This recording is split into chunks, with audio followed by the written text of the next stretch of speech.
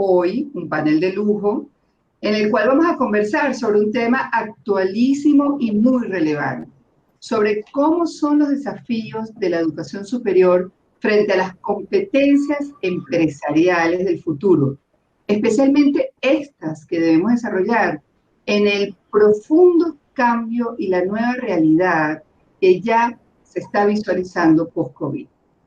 Así que me acompañan 3 profesionales de alto calibre a quienes presento a continuación. Nos acompaña Pedro Pacheco, quien es socio principal de PricewaterhouseCoopers Venezuela y presidente de Pricewaterhouse Services. También es conferencista, profesor universitario y licenciado en Contaduría Pública. Egresado de la Universidad Central de Venezuela, mención especial. Realizó sus estudios de posgrado en la Universidad Politécnica de Madrid en Ciencias Administrativas, cursó y aprobó materias de posgrado en Ciencias Administrativas, mención Finanzas, igualmente en la Universidad Central de Venezuela. Cursó programas avanzados de gerencia y de banca y finanzas en el IESA. Completó un programa de intercambio en la oficina de PricewaterhouseCoopers en Nueva York. También nos acompaña Francisco Blanco.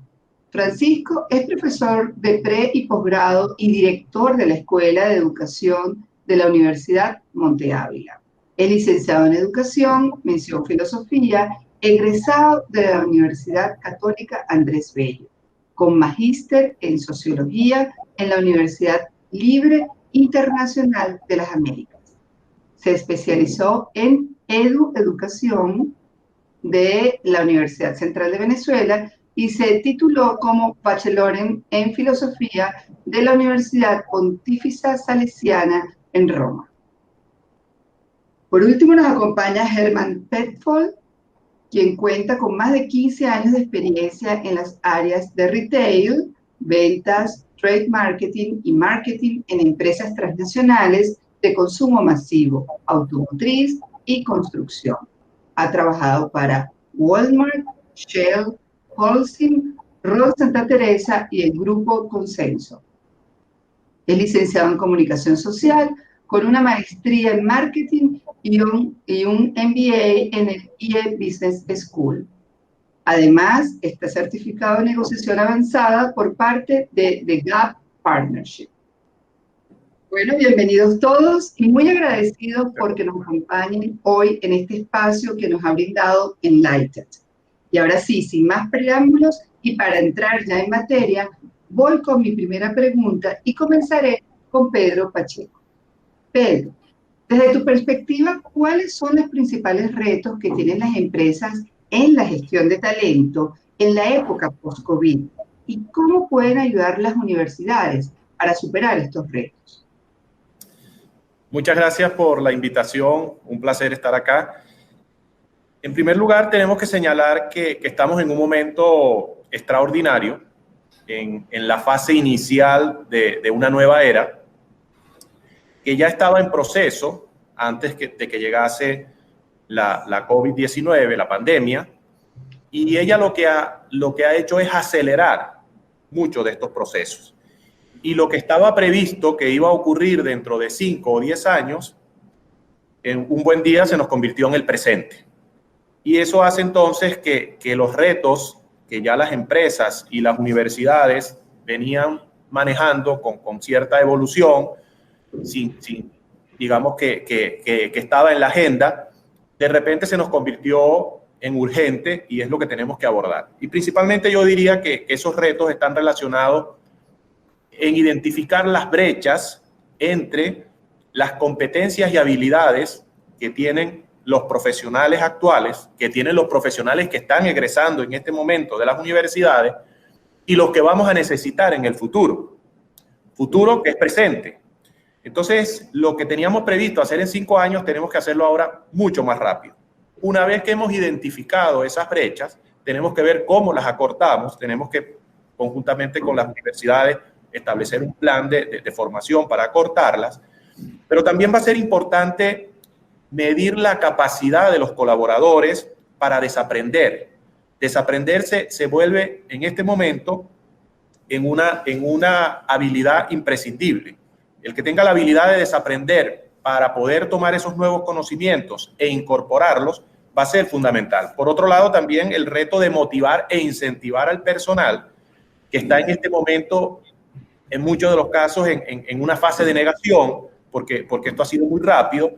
Tenemos que motivarlos e incentivarlos de que esta es una oportunidad, de que es un momento histórico, trascendental, para incorporarlos dentro de ese proceso.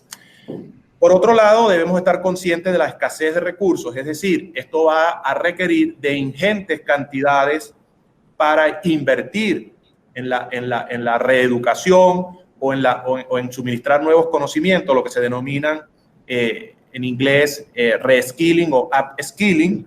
Eso va a requerir de tiempo, eso va a requerir de inversión, allí hay otro reto. Un reto que siempre está, pero que ahora va a ser mucho más, digamos, imprescindible de tenerlo en cuenta, es el retener, y más que el retener, el fidelizar al personal, sobre todo al personal clave y estratégico, que va a ser demandado. Va a haber una guerra por el talento, porque la demanda va a ser mucho mayor que la oferta que en esta primera instancia pueda dar la universidad con esas nuevas habilidades. Entonces también tenemos que estar preparados para ello.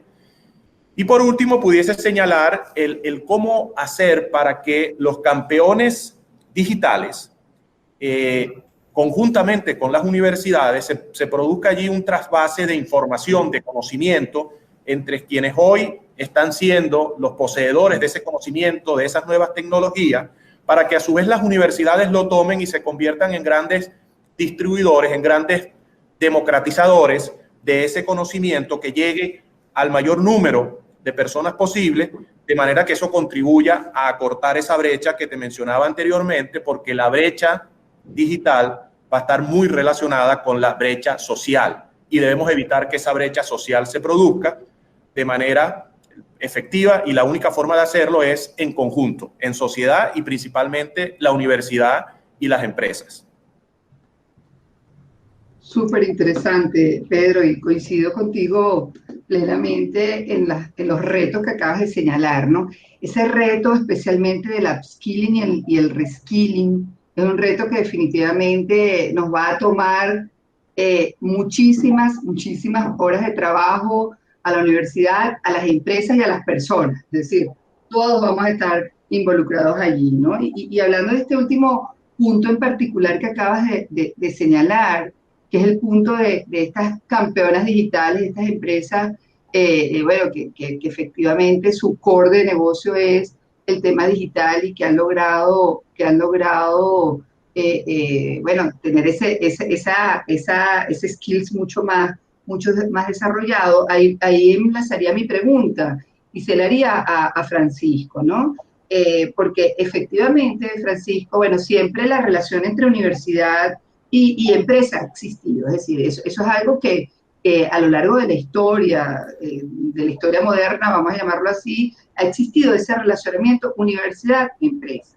Entonces, mi pregunta en este momento es, porque casi siempre la universidad es la que le ha dado como la materia prima a las empresas, que son las personas preparadas, ¿no? Pero en este momento, y escuchando además a Pedro, nos damos cuenta que en estas campeonas digitales hay más conocimiento en ellas, en las empresas, ¿verdad?, que en la mayoría de las mismas universidades, porque las empresas, como bien ha dicho Pedro, bueno, han tenido que acelerar sí o sí, porque ha tenido que ver con su supervivencia, ¿no? Entonces, ¿en qué forma cambia esta relación tradicional universidad-empresa? Siendo que ahora pareciera que en algunos aspectos, especialmente en estos aspectos digitales, hay más conocimiento en las empresas que en las universidades. ¿Cuál es tu perspectiva a este respecto? La relación cambia es en el sentido en que ahora nos necesitamos mutuamente en mayor medida, porque la universidad tiene un contacto con la realidad, no solamente a través de sus estudiantes, sino también a través de sus centros de investigación y de sus programas de extensión. Pero la realidad mundial de la universidad, y estamos hablando de esto a nivel mundial, que como institución se le es un reto financiero poder mantener este tipo de programas. Entonces necesitamos de las empresas para que nos ayuden con el músculo típico de la empresa a el desarrollo de la teoría que se hace a través del centro de investigación y de los distintos programas de extensión. Entonces, ¿qué se genera ahí? Y lo podemos ver en experiencias que ocurren en algunos casos muy someros en Venezuela y en otros también que se multiplican en Latinoamérica, en donde tanto la empresa privada como el Estado financia programas de investigación que son al mismo tiempo los que van a beneficiar en definitiva a la empresa. Entonces, ¿cuál es la ganancia que se genera ahí? Que la universidad sigue haciendo lo que tiene que hacer, que es un desarrollo teórico de la realidad. Y la empresa, pues entonces con ese desarrollo teórico se ayuda a generar mucho más efectividad en su desarrollo técnico. Y entonces en la relación teoría y técnica se genera pues entonces el cambio trascendente, que es lo que hace que en definitiva pues la sociedad siga avanzando. Así es, estoy plenamente de acuerdo. Creo que ese sería un círculo virtuoso. Sí, sin duda. Definitivamente un círculo virtuoso allí que generaría muchísimo valor en los dos ámbitos, ¿no? Empresa y universidad, y sería pues mucho más fluido, ¿no? Claro, y sobre todo porque en este momento, más que nunca, nos ayuda a entender de una vez por todas que el proceso formativo de la persona no es una cuestión epocal. No se circunscribe solamente a la universidad, porque en la empresa también se tiene que formar. El proceso formativo es un continuo en la vida del hombre.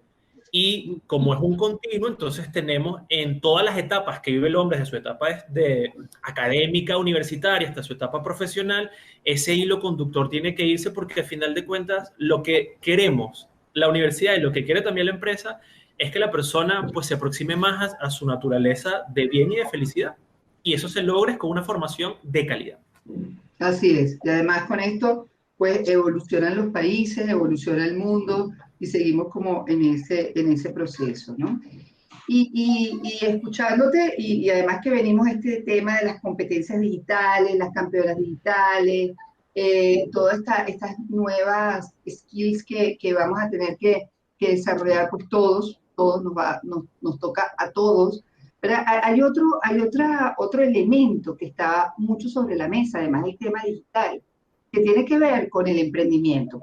Para nadie es un secreto que en estos tiempos de COVID, no solo en Venezuela, a nivel mundial, pero bueno, circunscribiéndonos a Venezuela, el tema de los emprendimientos, bueno, ha sido algo, inclusive que se han mezclado cosas, ¿no? Porque no solo tiene que ver con el tema del post-COVID o del COVID, no, tiene que ver con, ya eso venía, como decía Pedro antes también, ¿no? Venía el tema, este tema que quiero señalar, ya venía y el COVID lo potencia, ¿no? Que tiene que ver con el emprendimiento. El emprendimiento es vamos a decir, una forma de hacer negocios y una forma de independizarte como profesional que ha venido agarrando muchísima fuerza ya hace tiempo, ¿no? Y hemos escuchado cómo dentro de las organizaciones también hacer el intraemprendimiento ha sido algo bien buscado por las organizaciones. ¿Y por qué? Porque en el emprendimiento hay muchos elementos que tienen que ver con la innovación, con el desarrollo de nuevas cosas, nuevos productos, nuevos servicios.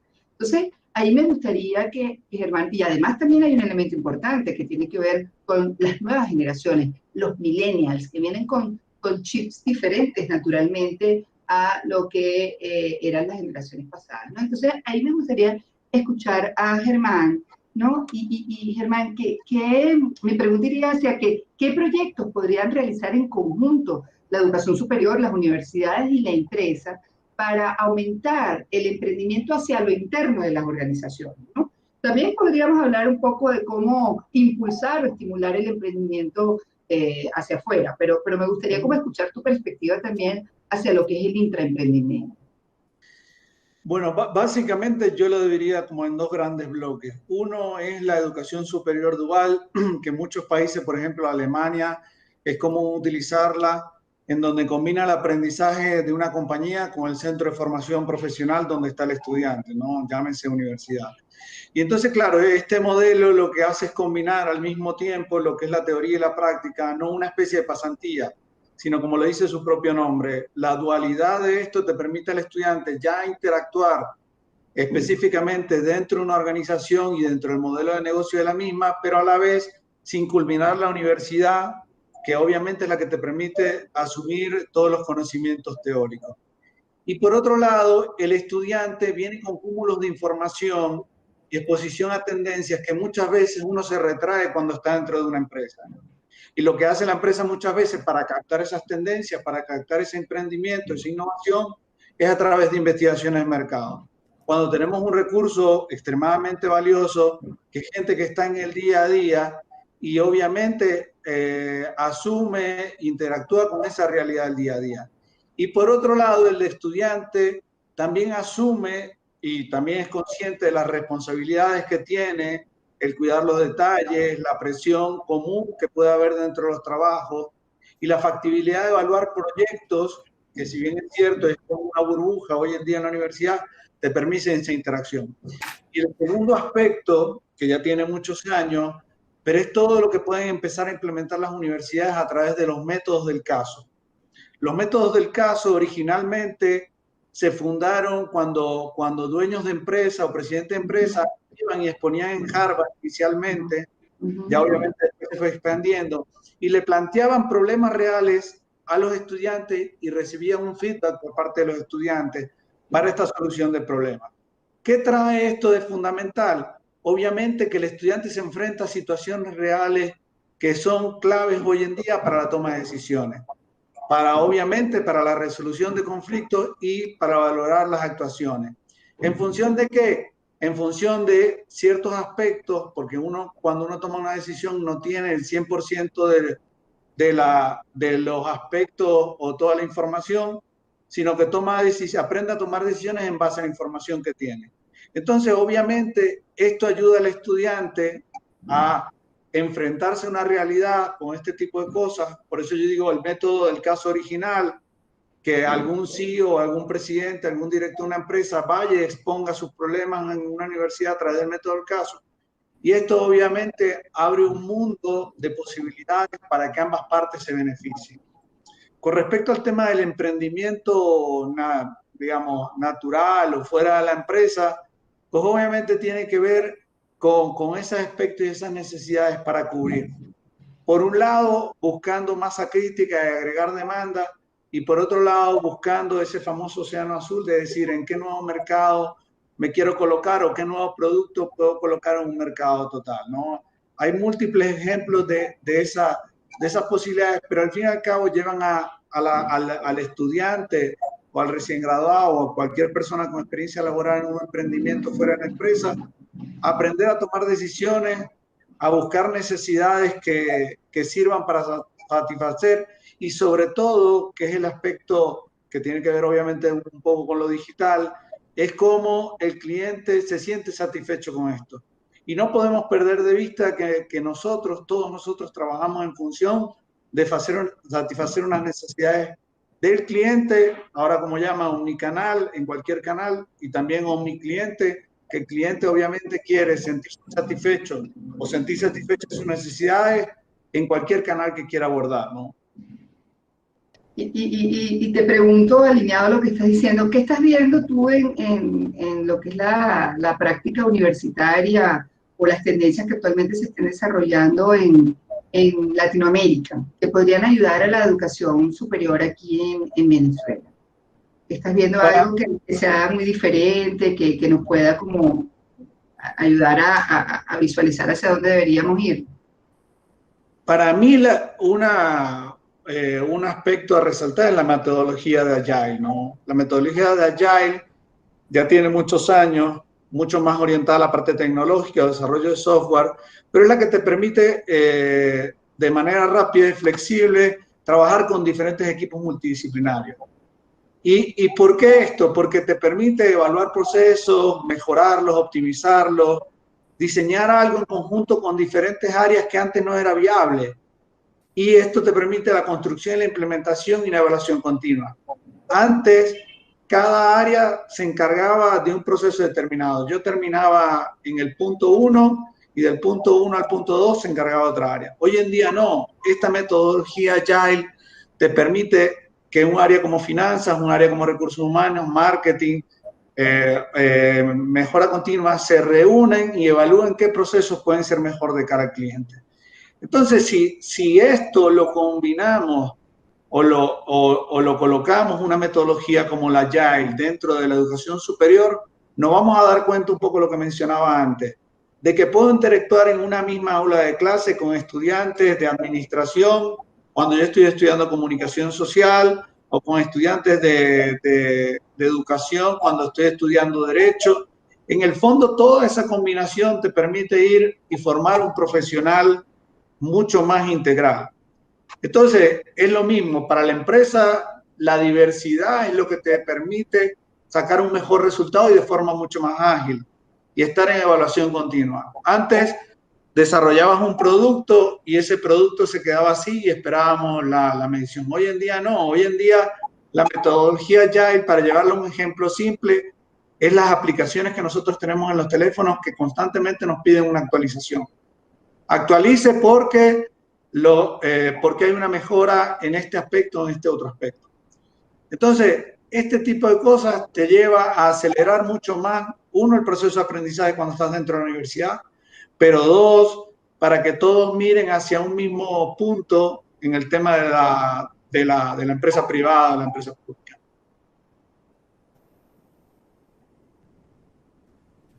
Qué bueno, Germán, que hablas del tema ya. Y nosotros en Telefónica hemos implementado ya lo que es la metodología ya de manera importante, sobre todo en el desarrollo de productos y servicios. Y la verdad es que nos ha ido muy bien. Hemos acortado los tiempos de lanzamiento de productos de manera importante. Como siempre decimos, es generar ese producto mínimo viable que nos permita lanzar, dar el primer golpe al mercado y entonces luego pues irlo sobre mejora continua y eso hace que se logren mayores efectividades, ¿no? Efectivamente también hay que preparar a los equipos para eso. Si ya vinieran preparados o con ese mindset de crecimiento desde las universidades, pues para nosotros en las empresas sería muchísimo más fácil implementar este tipo de mejoras de manera mucho más veloz, ¿no? Y bueno, ya para ir cerrando nuestro panel, me gustaría una nueva ronda con ustedes, ¿verdad? Para preguntarles ya como colofón y como un aspecto de cierre de la intervención, que cada uno de ustedes me cuente, ¿verdad? O me comente desde su perspectiva, un mensaje de cierre que nos deje unos 2 o 3 aspectos claves que ustedes creen que las universidades deben desarrollar para que podamos afrontar el futuro que nos viene. Y si de paso, pues, incluimos que también las empresas debemos desarrollar en esa dupla de círculo virtuoso, pues sería muy interesante. 2 o 3 aspectos claves que debamos desarrollar para enfrentar ese futuro. A ver, Pedro, cuéntanos. Perfecto. En primer lugar, yo creo que tenemos que tomar conciencia del momento, como decía al principio, tan extraordinario que estamos viviendo y ver de allí las oportunidades. Esto nos ha permitido, lo que decía Francisco, de ver la parte filosófica de todo esto, de ver más hacia el conocernos a nosotros mismos, que también lo mencionaba Germán, en el tema de la autoconciencia, que tiene que ver con la inteligencia emocional, y que al final se trata de eso, de buscar un profesional, una universidad, que todos estemos mucho más integrados, mucho más comunicados, y que no es suficiente ser resiliente en este momento. Creo que hay que incorporar otros atributos adicionales. A mí me encanta la palabra longanimidad, que tiene que ver con la generosidad, es volver nuevamente nosotros a reencontrarnos con la naturaleza humana, aspectos como el cambio climático, que desde Latinoamérica los vemos como muy lejanos, como problemas que no son nuestros. Esto que nos está pasando también es un llamado de atención de que efectivamente el mundo se puede paralizar. Esto era impensable, de que el mundo se paralizase. Eso no estaba en la agenda ni en la matriz de riesgo de ninguna empresa, ni de ninguna organización, y ocurrió. Entonces es un buen momento para la reflexión para entender ese carácter que decía de longanimidad, de la importancia del otro, de que algo que ocurre en China literalmente afecta a toda la humanidad, de que no importa que a ti te vaya bien, si a tu vecino le va mal, entonces aquí hay que pensar más en el otro. Y yo creo que esto lo debemos ver como algo positivo. La pandemia nosotros no la decidimos, allí tú no puedes decidir, realmente no puedes decidir si vives en un mundo, como denominan esto, VUCA, volátil, incierto, complejo y ambiguo. Tú no puedes decidir eso, pero tú sí puedes decidir cómo lo abordas. Y yo creo que aquí, más allá de la disrupción tecnológica, aquí aspectos como el entusiasmo, la motivación, la pasión, van a estar allí presentes, y creo que gran parte de la responsabilidad y el rol tanto de las universidades como de las empresas es apelar a eso, a entusiasmarnos, a motivarnos, a que veamos esto con sentido de trascendencia. Dentro de 15 o 20 años nos van a preguntar, ¿qué hiciste tú durante el periodo de la pandemia? ¿Qué hiciste? O sea, ¿te deprimiste? ¿Te quedaste paralizado? ¿O tú, más bien eso fue un motor, un impulsador para ver qué cosas podíamos mejorar y qué mundo mejor podíamos crear? Entonces, cuando uno ve o hace esa pregunta con ese sentido, me lo van a preguntar dentro de 10, 15 años, ya la propia pregunta te obliga a que te motive, porque tú dices, oye, tengo que dar la mejor respuesta posible dentro de 10, 15 años. Y eso te mueve entonces a pensar en esa nueva realidad, y que tienes la oportunidad de tú ser protagonista de ese cambio. Somos privilegiados, esta generación, y cuando digo esta generación, indistintamente de las edades que tengamos, o sea, hemos vivido una cantidad de cambios que ninguna otra generación las ha vivido. Y eso de por sí, más bien, de verlo con penumbra, o sea, es verlo con entusiasmo. Eso no quita también la cruda realidad que se vive en Venezuela, que se vive en Latinoamérica, donde la desigualdad es brutal. Entonces, bueno, esta a lo mejor es la oportunidad para cortar esas brechas, y veámoslo más bien como un reto, y mi llamado es eso, a entusiasmarnos, a motivarnos, de que esta puede ser la oportunidad de dar ese salto, esa reflexión, sin perder el norte, como mencionaba Francisco, que es eso, es la bienestar, es el ser más felices, y no solamente con nosotros mismos, sino también ver cómo incorporamos al otro en todo este proceso.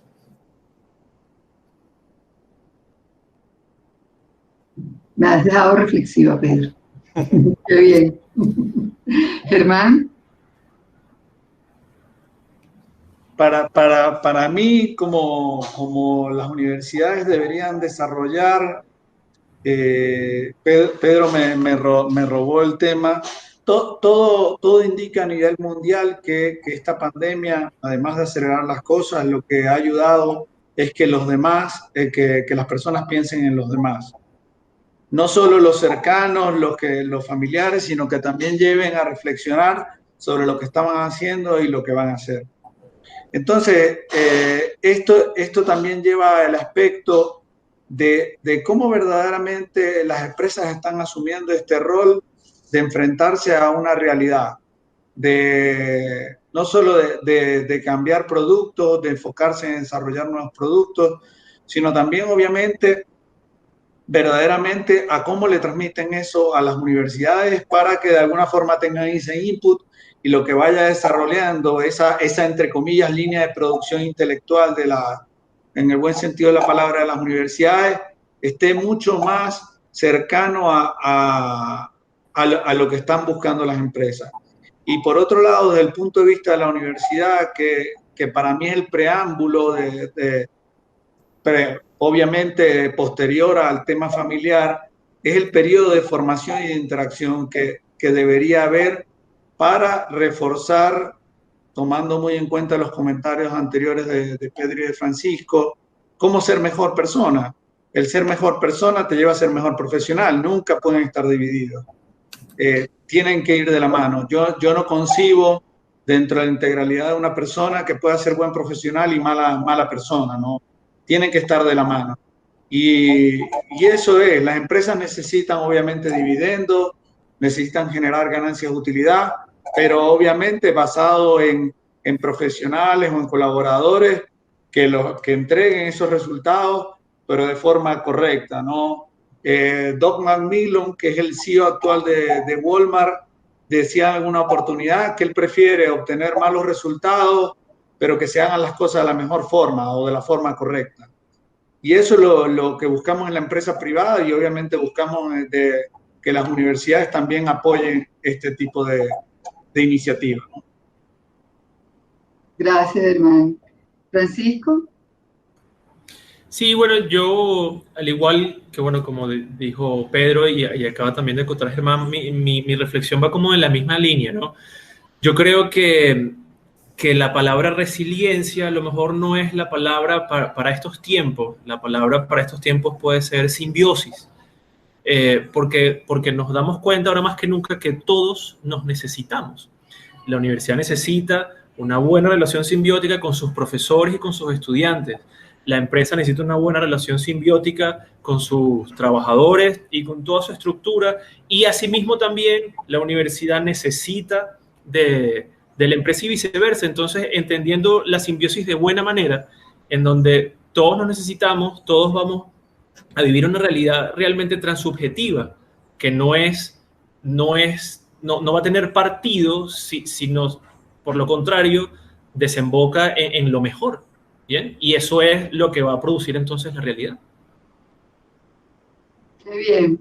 Pues sí, yo también podría decir mi perspectiva y bueno, obviamente tiene que ver con todo lo que ustedes acaban de decir. Quizás nos demos cuenta que a veces, ¿sabes? Frente a este tipo de cambios como la pandemia o este tipo de, vamos a llamarla, amenazas, ¿sí?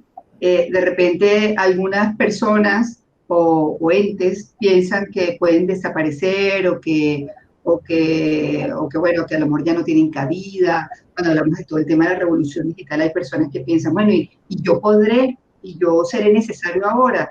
Yo creo que esto nos ha enseñado que más bien todo esto se potencia, o sea, se potencia, todos somos necesarios en este mundo que estamos viviendo. Somos necesarias las empresas cada vez más, somos necesarias las universidades cada vez más, son necesarios los emprendimientos cada vez más, son necesarias las diferentes miradas frente a un mismo fenómeno cada vez más, porque eso lo que hace es enriquecer. Entonces es importante que hayan diferentes generaciones que están sentadas en una misma mesa viendo el desarrollo de un producto, porque eso va a dar diferentes miradas y seguramente va a salir un mejor producto, como la universidad aliada con las empresas para poder salir con una mejor propuesta, una propuesta más amplia. Pero entonces también todos los humanos conectados y respetando la otredad o al otro y su perspectiva, ¿no? Entonces yo creo que más bien esto lo que nos ha hecho es hacer como un clic o caer en cuenta de lo importante y lo necesario que somos todos en este mundo, y no que alguien es mejor que el otro o que un aspecto prela sobre el otro, ¿no? Y entonces también necesitamos las competencias blandas, pero también las técnicas. Es decir, hay como se está llenando como ese cierre de que nada excluya nada. Y lo majestuoso o lo espectacular va a ser que podamos hacer una convivencia virtuosa de todos esos elementos. Así todos tenemos cabida, así todos tenemos algo que aportar en la evolución de la humanidad.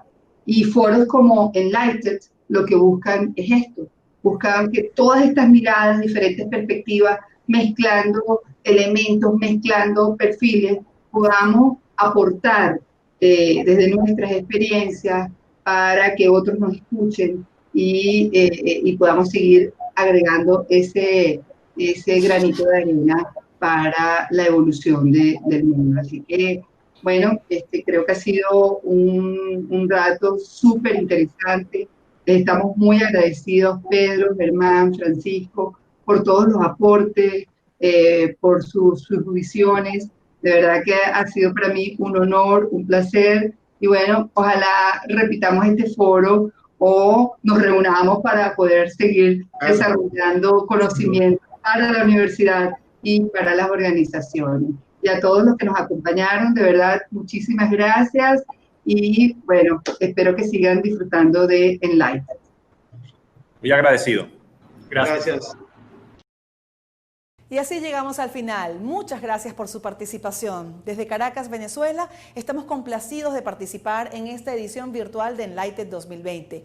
Gracias a todos por seguir este espacio y especial agradecimiento a nuestros aliados EA University, Fundación Santillana y South Summit. Los invito a seguir más de Enlighted 2020 en las redes sociales de Fundación Telefónica Movistar Venezuela, @FundaciónTEF_VE. Hasta la próxima edición de Enlighted, el evento que reúne a los más destacados expertos de la educación mundial. Será hasta la próxima. Muchas gracias a todos.